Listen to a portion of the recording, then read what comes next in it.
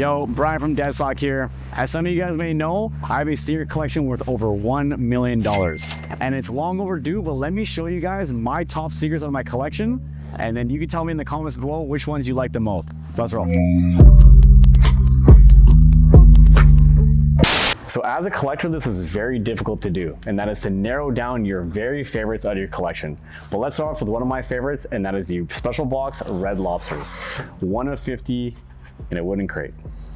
So next on my list is one of my absolute favorites, and that is the Special Box Michael Lau Gardeners. These sneakers were released for $250 as an HK exclusive. At that time, this was the most expensive SB in the game. People ridiculed the price, and I'm glad I got a pair, and now these guys are worth $16,000. All right, so the next sneaker on my list is very controversial. Some of you guys may know by the nickname it's been dubbed the most forbidden sneaker ever made, and that is the Ari Menthol 10s Special Box. So this sneaker released in 2006 by Ari Foreman. What makes it so controversial is both Nike and Newport sent him a cease and desist letter, so he couldn't sell any more pairs. So if you're able to get a pair early on, consider yourself lucky to have it in your collection. All right, so the next up on my list is a new release AJ4, and that is the Jordan 4 Manilas. This sneaker, regardless if this is my parents' hometown, is one of my favorites just due to color, quality, and everything in between. Just look at that sneaker, super fire. The next sneaker on my list is one of my absolute favorite grails, and that is the Red Octobers. These the Red Octobers. So this sneaker released in 2014 in collaboration with Kanye West and Nike. What makes this sneaker so special is it was the end of their business relationship. This sneaker released exclusively online, never to be re-released. All right, so next up is another collaboration with Kanye West, this time with A Bathing Ape, better known as Bape. So this is my favorite Bape set ever made. I love everything about this sneaker, from the colorway, but most especially because it represents my favorite Kanye West album, The College Dropout. All right, so for the next sneaker in my collection, it is from an artist better known as Madlib, AKA Quasimodo. This pair of sneakers is limited to 50 pairs worldwide, promo only, Stone's Throw affiliation. One of my favorite dunk highs in my collection. All right, so it's only right that I follow up the Quasimodo dunks with my next sneaker.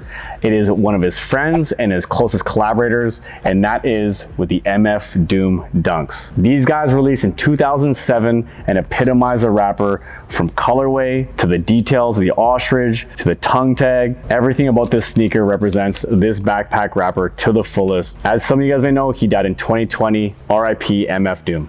All right, so for my next sneaker up, one of my favorite dunks ever made, it is a three-way collaboration between Uncle, Nike, and graffiti artist Futura. This pair was released in 2004. You're not gonna find many pairs this clean, an absolute grail in my opinion. So to follow up with the Dunkles, I'm gonna take you all the way to New Jersey for another famous graffiti artist collaboration, this time with Brian Donnelly, better known as Cause. This is his first collaboration with the Jordan brand in the original gray color in a Jordan 4. These things, an absolute grail in my opinion. One of my favorite Jordan 4s ever made. So from here on out, these are my absolute favorite sneakers in my collection. Let me introduce to you the What the Doernbecher Dunk Highs. All right, so this pair of sneakers was limited to 11 pairs worldwide on an online auction only. I'm lucky to have this pair in size 9, my size. This was a collaboration between Nike SB and the Doernbecher Children's Hospital. As you can tell, this pair of sneakers is part of the What the series with all the different panels and was designed by children at the Doernbecher Children's Hospital. So for my next sneaker, also part of the What the series, this is another collaboration between Nike and the Doernbecher Children's Hospital. This is the What the Doernbecher AJ1. Cool story about this is I was actually on a plane when I won this auction, coming back from Deadstock, New York to Deadstock, LA, and a person canceled on a 9.5, and I ended up winning the bid on the 9. All right, so to end my favorite What Does in my collection, let me show you guys one of my absolute favorite SBs ever made, and this is the What the SB Dunk Low. What Nike did with this sneakers, they took 31 of the most prominent SB silhouettes and they randomly stitched them on this pair of sneakers. This is arguably the most important of the What the series. So for my next sneaker in my collection, I'm gonna take you guys back to 1985. Let me introduce to you a dead stock pair of 1985 breads. The first time bread colorway was introduced on an AJ1. Absolute mint in my collection. You're probably never gonna see a bread in this shape. Look at the collar, very little cracking. One of my absolute grails in my collection, the bread 1985. All right, so for my next sneaker, which is also an AJ1, 20 years in business as a Parisian boutique in Paris, France, let me introduce to you one of my absolute favorite sneakers, reminiscent of the storm blue colorway, the Colette AJ1. This iconic sneaker is adorned with Colette's signature logo on the back of the heel, 2 dots that represent the 1997 opening of their store and the 2017 closure of their store. What I love about this sneaker is not only the colorway, but the outsoles say bonjour and au revoir. All right, so for my next sneaker on my list, it is a rare sample, and that is the Freddie SB Dunk Low. This sneaker was created in 2006, and as you can tell from this sample pair and the release pair, is that this pair has an additional green splatter and much thicker green bands. So I'm gonna show you guys my absolute favorite pair ever. My grail of all grails, my single favorite pair of sneakers in my collection, and that is the Dunk High Future collaboration with Nike Flom. For Love or Money.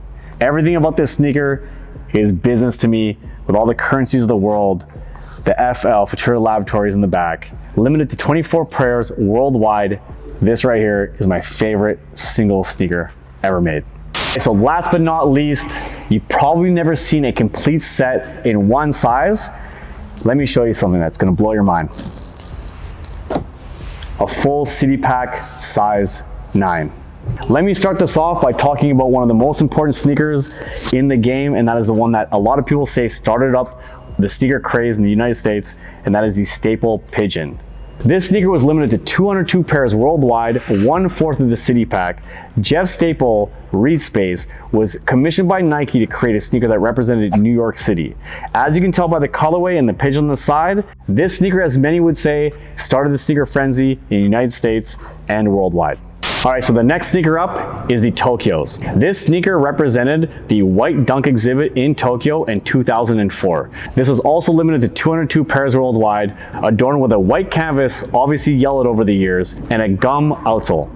All right, so the next pair of sneakers I'm about to show you out of my city pack is one of my absolute favorites, and that is the London SB Dunk Low. This infamous pair of sneakers was to be released at the Nike White Dunk Evolution of an Icon exhibit in London, but the event got canceled. 202 pairs were then pushed to Foot Patrol and sold to those locations. This sneaker is absolute folklore in the sneaker industry. It's rare to have this pair, and it's even rarer to have it in dead stock condition.